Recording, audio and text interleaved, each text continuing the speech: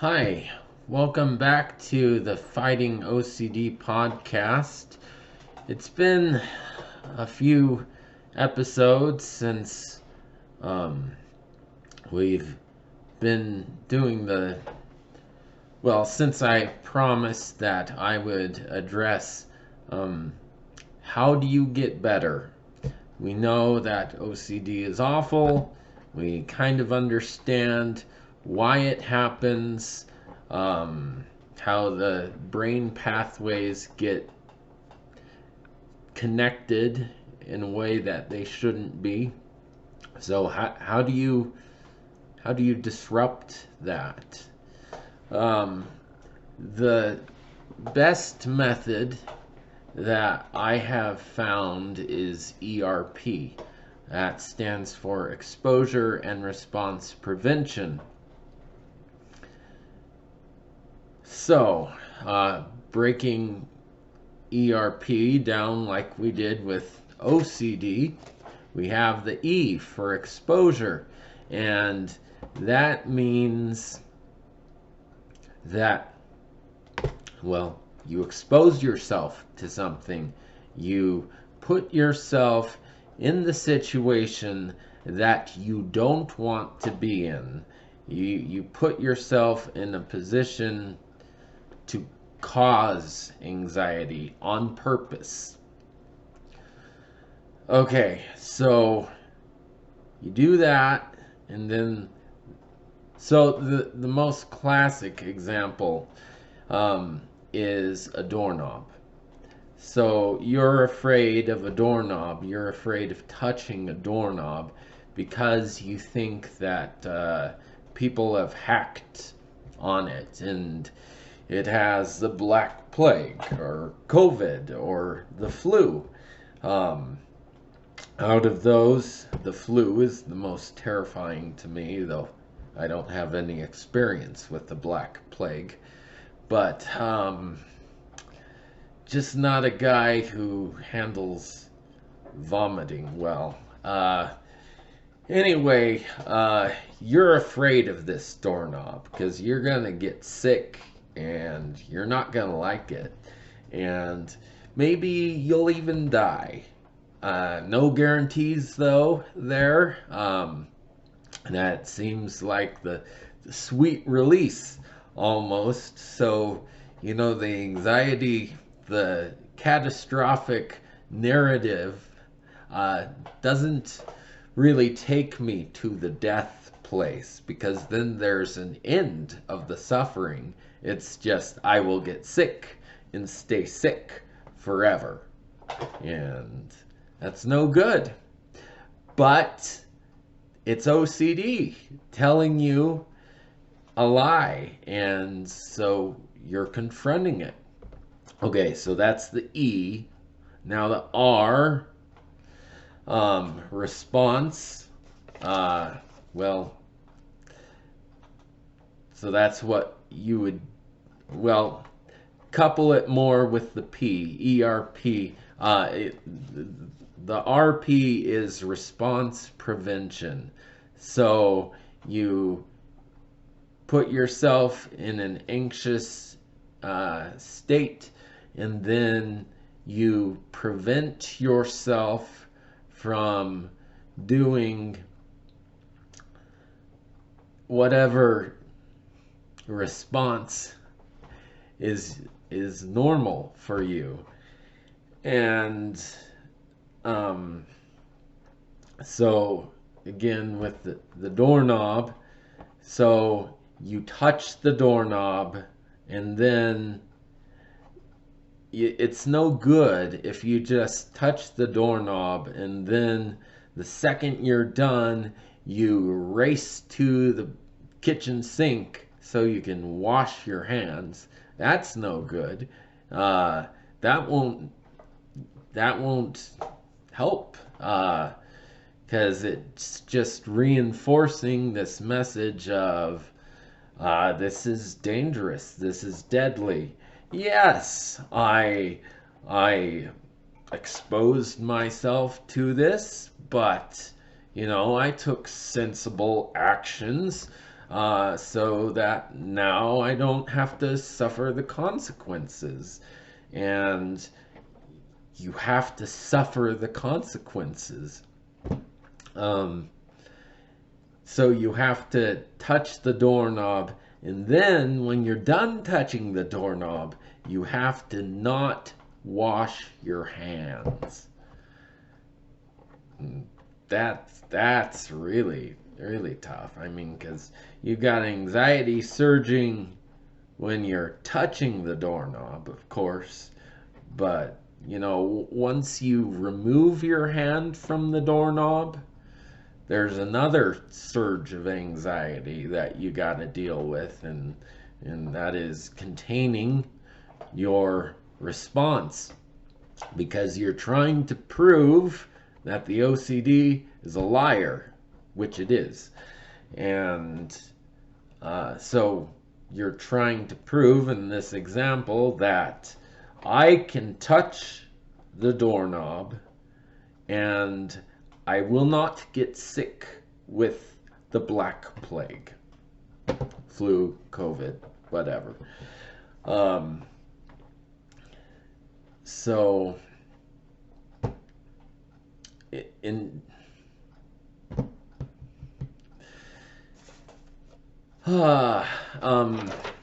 I apologize for sometimes it's harder than other times, but I'm not supposed to go back and edit, so we forge onward. Okay, so you do that. Well, part of it's missing an ingredient, and that is you have to have a hierarchy established. And when I got to Rogers Hospital, the first week they sat me down with one of the doctors, and we just went over every single thing in my life that I could possibly be afraid of, and was, and we rated each thing, each aspect, by how much anxiety it would cause. So, for example, the hierarchy would say,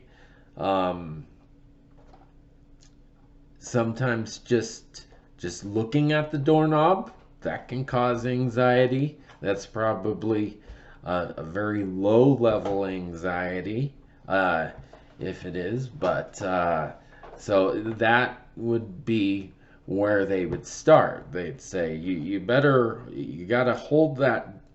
Sorry, you gotta look at that doorknob and look at it until you feel your anxiety half. And then that's the end of that trial. And you need to keep repeating that. And of course, you don't wash your hands. Now, looking at the doorknob, that may be too non-anxiety provoking. But so then you have the hierarchy of, okay, does looking at the doorknob, does that make you feel anxious?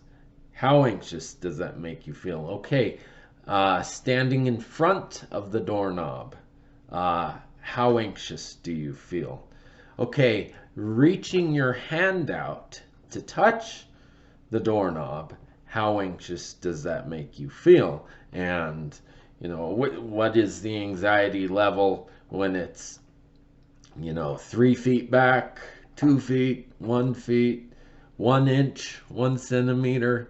And then there's also the, finger touch, the bare minimum exposure, but, it's on the way up the hierarchy. And so then, touching it with all your fingers, all the tips of your fingers, And then, you know, in the end, it would be grasping the doorknob and turning it, opening the door. Um, though I could imagine something higher along that route, but hopefully you get the picture. And it's critical that you use a hierarchy when you're doing the ERP, because you don't want to flood yourself.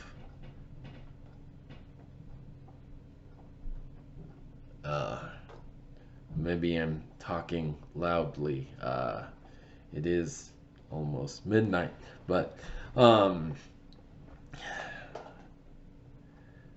neighbor. Anyway, flooding.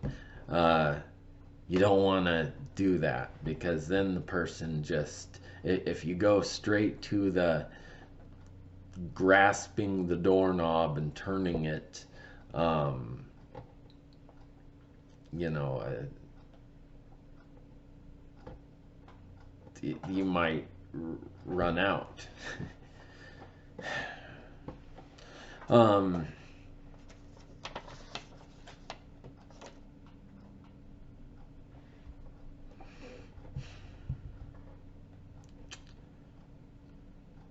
So my exposure right now is just doing this recording, and like I said before, the assignment is to do it and then not go back and edit out all of that silence. This I'm supposed to serve as an example, and hopefully I don't ramble too much. But essentially, when I think of flooding, I think of the Far Side cartoon, where there's the therapist, and he has this guy that is claustrophobic, afraid of the dark, afraid of heights, and afraid of snakes. And he somehow has this little shack, closet, doorway, elevator, this little box, and this guy's in it, and it's dark, and it's full of snakes. And, you know, I guess it's night, because he needs to see outside of the box to see that he's, you know, 30 floors above the ground. That is flooding, and that will just get you someone who, not only does he run away after that experiment, but he doesn't come back because he's so traumatized by that experience.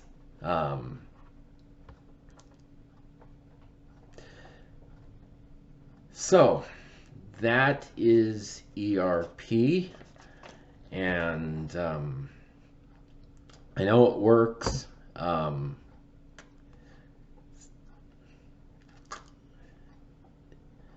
So the other thing that they did when we got to Rogers was they gave us bands.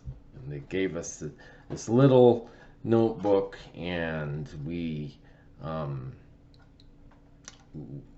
did a tally mark each time we submitted to a band behavior. So each time you washed your hands, you had to put a tally mark.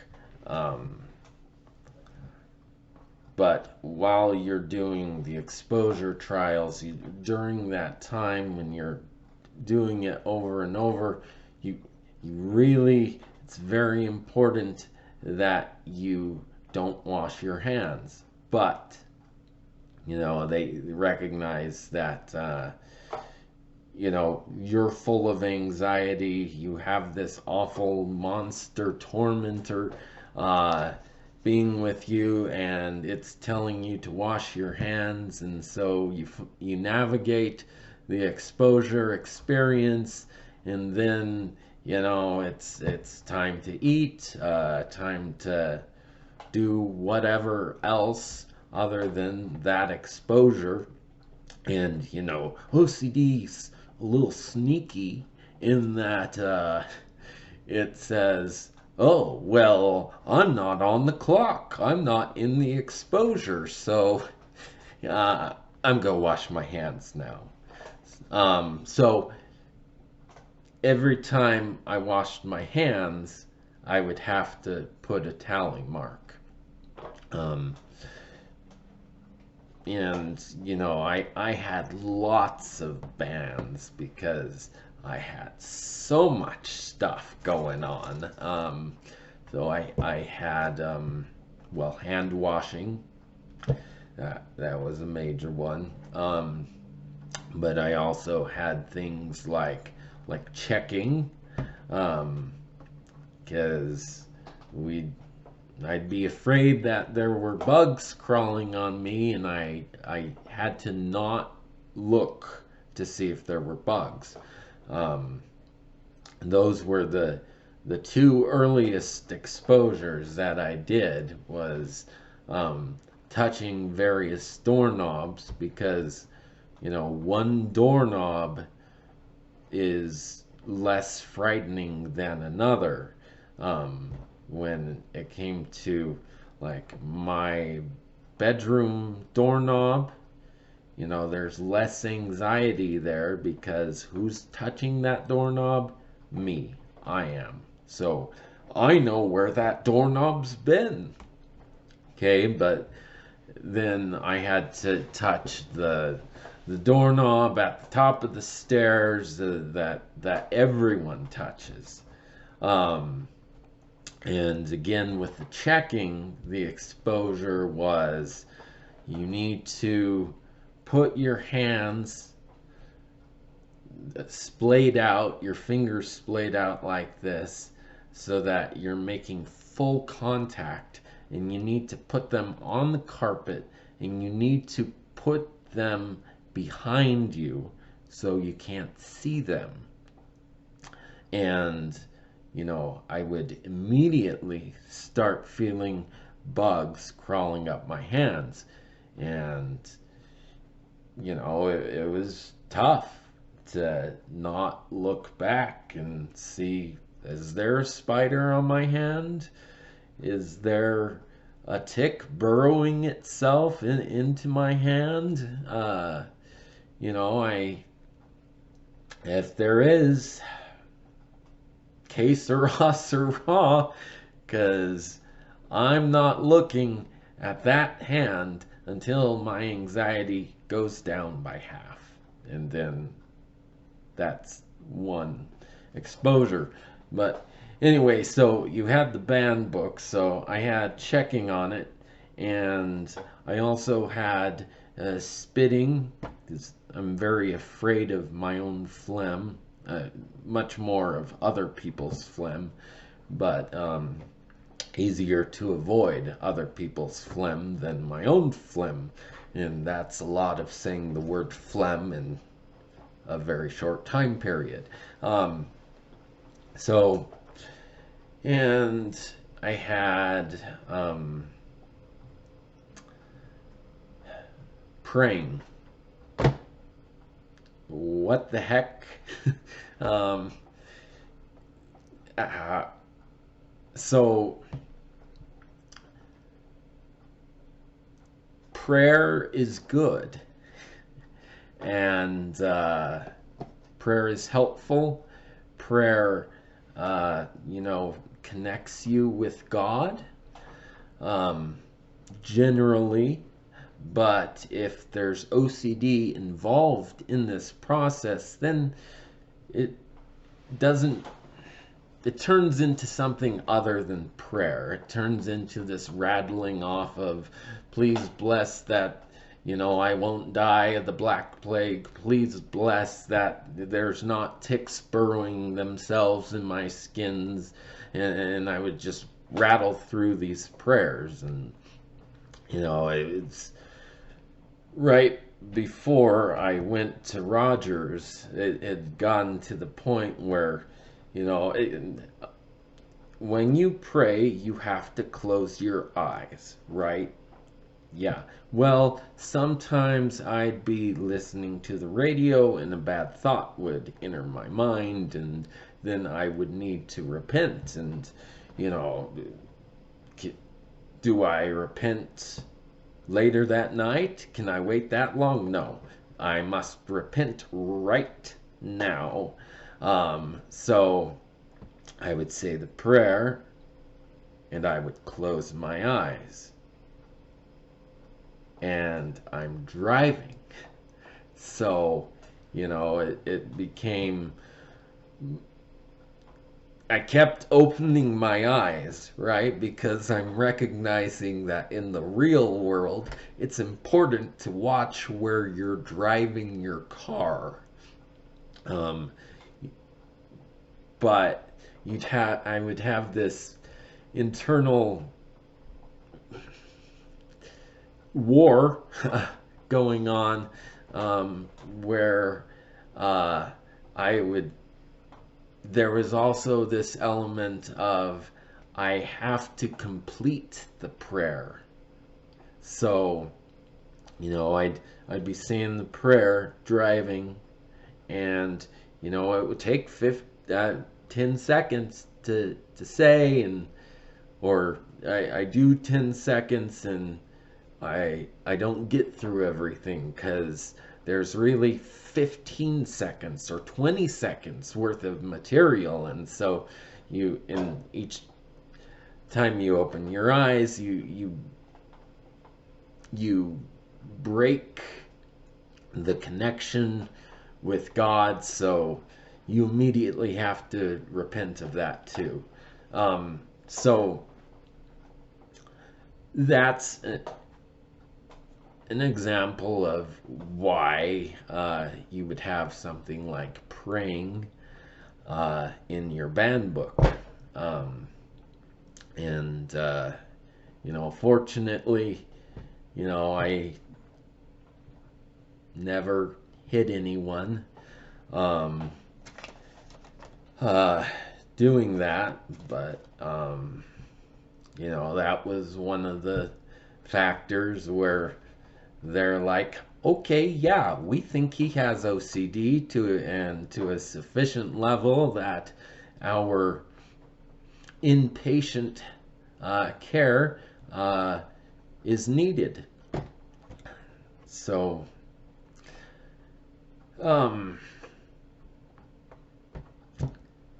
how else do you fight the OCD? I'm just gonna have to get to that in the next episode. So cliffhanger, that's not a real cliffhanger, but kinda is, because you might be waiting, and it might take me 4 episodes until I get back to that topic, like what just happened, which I've been putting off this video for all this time, because it's when it's OCD wants you to be structured, and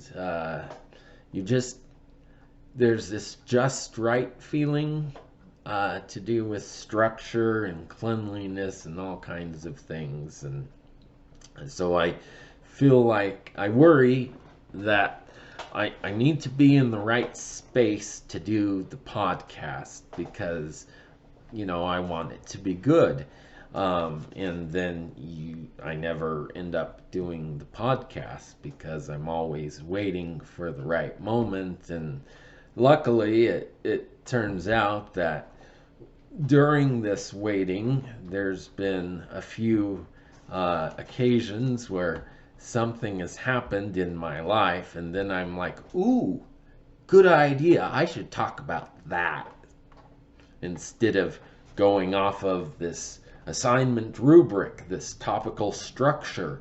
And so, anyway, I hope this helps. At some point, you know, some kind of question answer interaction thing probably would be good with this, but I'm still trying to figure this out, and you know, working on the structure of uploading videos to YouTube and having a channel and the icon and you know, all this other stuff. And I've got multiple podcasts that I'm doing at the same time. This one on the Constitution. I think I already said this, but and dramatic reading of The Hobbit. So this last week has been Hobbit time, and because I've been putting that off for a while, and I needed to do it. So anyway, hope this helps.